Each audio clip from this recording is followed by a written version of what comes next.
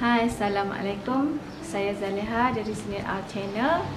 Kali ini saya nak berkongsi langkah kedua, cara bagaimana nak mula bayar hutang.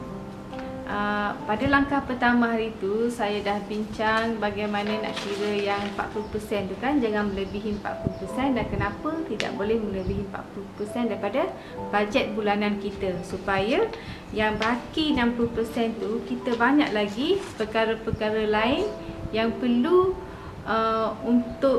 yang perlu digunakan untuk simpanan dan agih untuk belanja harian. Okey, sekarang saya kongsikan yang ni. Saya nak bincang yang ni.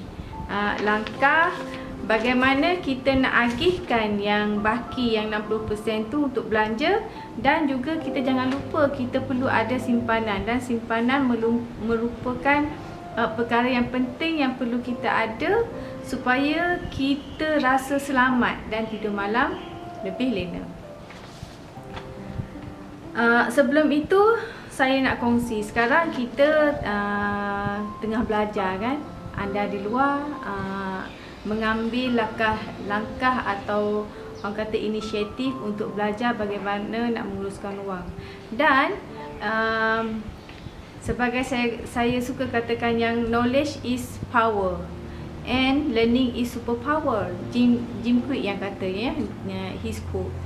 Dan kenapa knowledge power dan learning is superpower? It's mean learning lebih power daripada knowledge. Sekiranya kita ada knowledge tapi kita tak guna atau tidak boleh digunakan dalam kehidupan harian, nak buat apa kan? Sekarang kita tengah belajar, dan belajar untuk belajar memerlukan effort, dan bila kita belajar kita akan memberi kesan kepada otak kita. Saya kalau buat otak-otak ni saya suka ya.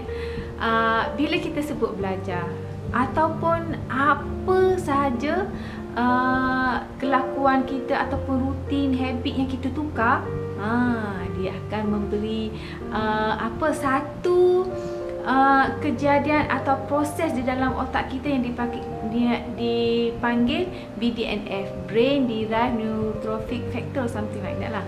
So keadaan ni, bila kita belajar perkara baru, ataupun sekarang anda tengah belajar ni kan, ataupun kita nak develop habit baru kan, so perkara itu dah start dah berlaku dalam otak kita. Neuron akan dia sebagai tindak balas, sebagai simen, sebagai pemulihan sel tu, supaya sel tu bangun, supaya sel tu lebih kuat. Jadi tindak balas atau mesej antara neuron tu kan, maklumat tu yang antara neuron ke neuron yang lain tu dia lebih laju, dan brain kita akan orang kata penggunaan otak kita tu akan meningkat. Sebenarnya kita tak tahu, dalam kehidupan harian biasa kita hanya guna 25% sahaja daripada otak kita. Itu sebabnya kenapa bila dalam tempoh atau usia tertentu kita senang kena demensia, sebab kita kurang guna keupayaan otak kita. Itu rahsia tu saya kongsi dah tu tahu. Okey, yang ketiga. Okey, sekarang kita nak jangan lupa ya, yang ketiga adalah belajar adalah ibadah, dan ibadah kita dapat pahala. Okey, anda di luar dapat pahala, saya juga dapat sekali. Okeylah, sekarang kita berbalik kepada bajet kita. Jika video yang sebelum ni saya bincangkan yang bajet bulanan ni kan, yang ni antara gaji yang 2000 ni, bagaimana nak agihkan, kenapa. So kepada anda yang baru, sila rujuk kepada langkah pertama, sebab sekarang saya nak bincangkan langkah kedua. Langkah kedua yang baki daripada langkah pertama 40% pinjaman tu, sekarang kita ada lagi 60% daripada bajet bulanan tu, gaji kita lah. Katalah gaji kita 2000 hari tu kan.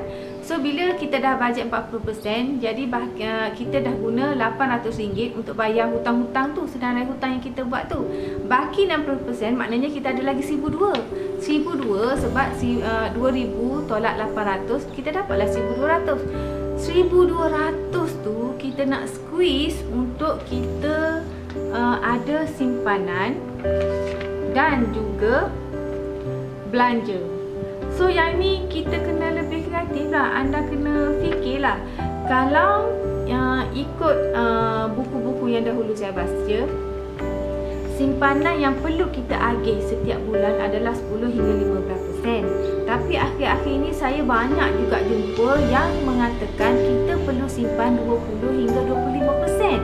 Jadi jumlah tu tinggi. Saya tak naklah bincang yang tinggi kan. Sebab kalau tinggi, kita mandanglah duit kita punya taraf hidup semakin meningkat, barang semakin mahal, dan gaji masih tidak boleh melawan dengan harga rumah, harga sara hidup yang meningkat kan.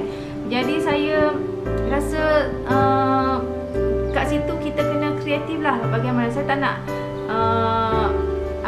bincang 20%, kita ambil 10 hingga 15% lah katakan. Lepas tu belanja 50%.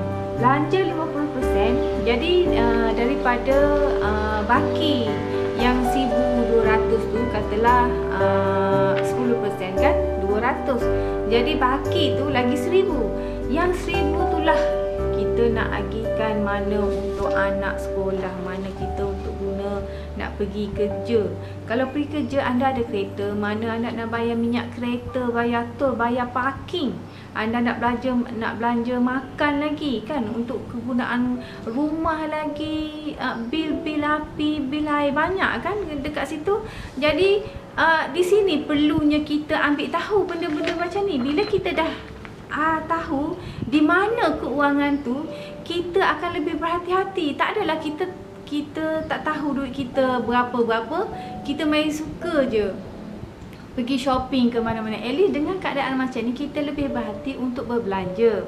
Okey, sekarang kita pergi langkah berikutnya. Dekat sini saya letak sebab saya nak kaitkan bagaimana kita nak bayar, nak mula bayar yang pinjaman 40% ni. Katalah kita ada pinjaman kereta, kad kredit ataupun pinjaman peribadi. So yang mana pilih tu terpulang kepada anda. Katalah saya ambil kat sini contoh, kita sekarang kita nak kurangkan kan, kita dah motivate, kita nak kurangkan personal loan tu dulu. So bila personal loan tu, kita pilih personal loan, kita kena ambil duit tu daripada sumber-sumber yang lain. Sama ada anda langkah pertama ambil 10 hingga 20% dari bajet untuk pinjaman atau belanja. Itu pilihlah. Itu langkah satu. Sekiranya kita ambil daripada simpanan, kita kena fikir pula sebelum ni cukup ke anda simpan yang 3 yang perkara yang penting tu. Saya letak 2 lah yang paling penting kan. Simpanan kecemasan dan simpanan dana rizab tu. Dana rizab yang 6 bulan duit gaji tu kan. Bila kita kehilangan kerja, kita ada support yang 6 bulan tu. 2 ni kita dah ada ke tidak? Kalau kita tak ada, maknanya pinjaman simpanan untuk tu adalah sangat penting. Sebab pinjaman simpanan kecemasan, ia umpama kita dikejar harimau. Itu kita kena lari selaju-lajunya, maknanya kita kena usaha dapatkan simpanan untuk kecemasan tu. Dan belum lagi saya bincang tentang simpanan untuk dana rizab tu. Dana di mana kita boleh guna jika keadaan tiba-tiba kita tak tahu kan. Jadi duit tu boleh lindung kita dan keluarga kita. Okey, itu antara jika kita guna duit peratusan untuk pinjaman, untuk bayar pinjaman yang dalam bajet bulanan tu tadi. Okey, langkah kedua guna yang duit simpanan tu dah saya dah combine sekali tadi dengan belanja. Langkah yang 3, tunggu sehingga selesai salah satu hutang. Jika kita dah tak boleh kan, duit belanja pun very tight, and then duit simpanan pula kita tak ada, tak cukup lagi, kecemasan pun tak cukup, duit untuk dana rizab pun tak cukup lagi, manalah lagi duit persaraan kan lagi entah ke mana-mana kan. Itu. Yang itu antara yang penting juga tu. Tapi sekarang kita pergi yang ni.